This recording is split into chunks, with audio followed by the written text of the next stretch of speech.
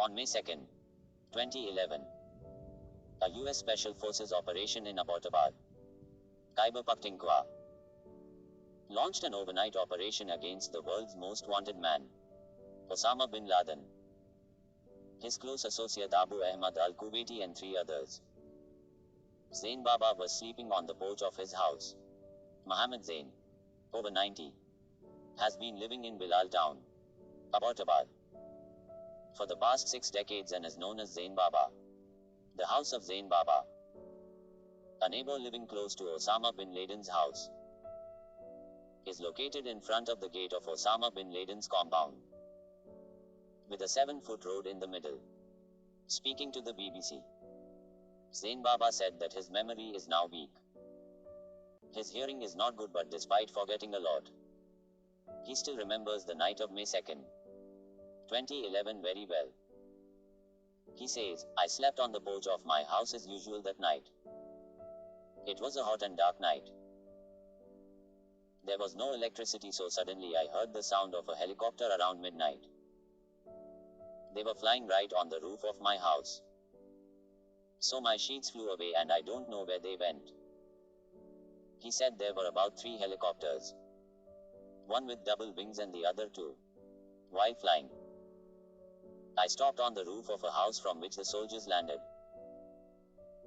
Another landed some soldiers in the fields where I had planted potatoes. And a 3rd helicopter landed on an empty plot near my house.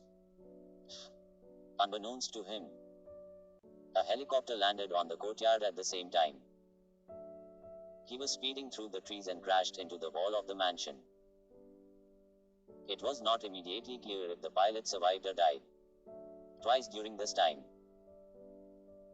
the soldiers tried to open the gate of my house while the sound of boots was coming from the roof. Meanwhile, the rest of the soldiers tried to open and break the gate of the mansion but failed. So they threw a hand grenade and smashed the gate, a piece of which also fell on the porch of my house, which I handed over to the Pakistani authorities in the morning. He said some soldiers went inside and some stayed outside. Because of the darkness, I couldn't see what was going on there. But the sound of boots showed that they had reached the 3rd floor, where there were 2 rooms. There were women and children in these rooms. I heard the screams of women and children as if a hen and her cubs were being teased. I was shaken by the sound of these screams. But after a few moments those sounds slowly stopped. Zain Baba says that after that the sounds of boots started again. The soldiers started sitting in the helicopter. I didn't hear a gunshot. Yes. There was a huge explosion destroying the helicopter as they were leaving. They must have been stubborn when police arrived on the scene and began removing people standing around the area. Then the army arrived and removed the bodies. The women and children were put in cars and then set up checkpoints there for a year. In May 2011, the area of Bilal town was a bit deserted and Zain Baba was on guard duty at that time. He also farmed on the land on which the compound was built. He said that all the houses in the area were built in front of him and the compound was also built in front of him. Zain Baba claims that 2 cousins were living in the house with their family and they were killed in the attack. Zain Baba said that he had close relations with the men living in the house. Arshad Khan, whom he called Bada Khan, and Tariq Hassan Khan, whom he called Chota Khan.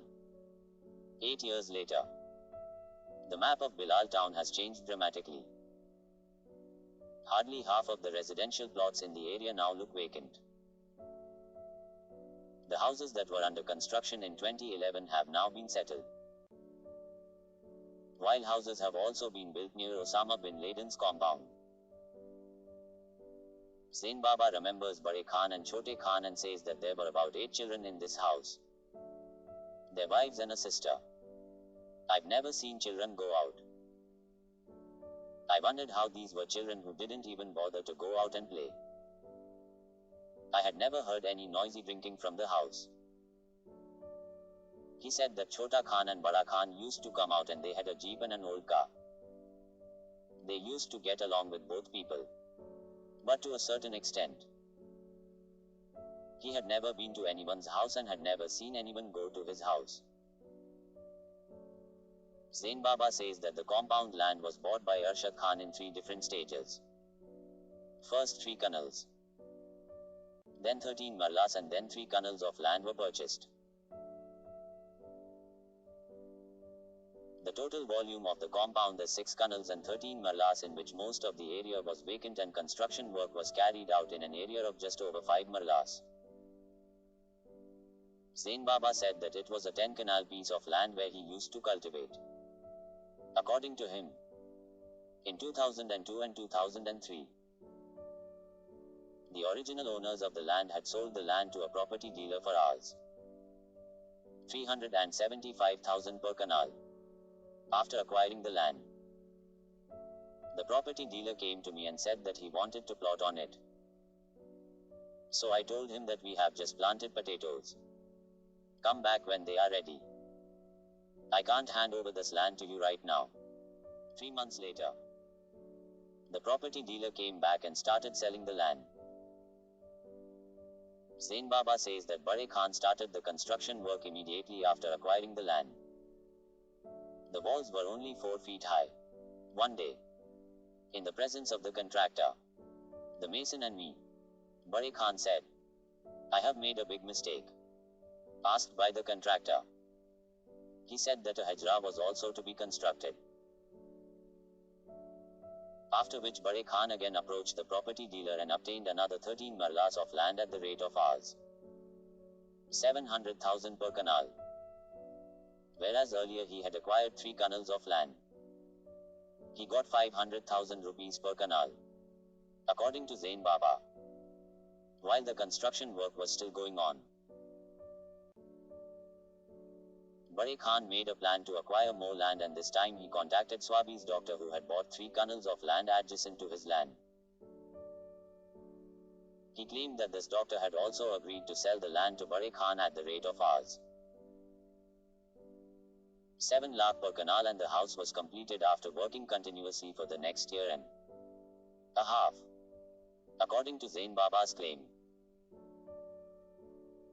the police have arrested locals and foreigners several times, and those who have talked to foreigners are called to take statements. I was interrogated several times after giving my statement, and even my children were taken to jail. Talking for a long time, Zain Baba got tired and said that it was enough. I am now over 92 years old. I am getting tired, and now I am also tired. I am also remembering less. I have been talking to you for 2 days now. If you come in a few days, I will tell you something else. After saying this, he got up and started walking towards his house. But as he was leaving, he did not forget to say, "Now that night is coming again."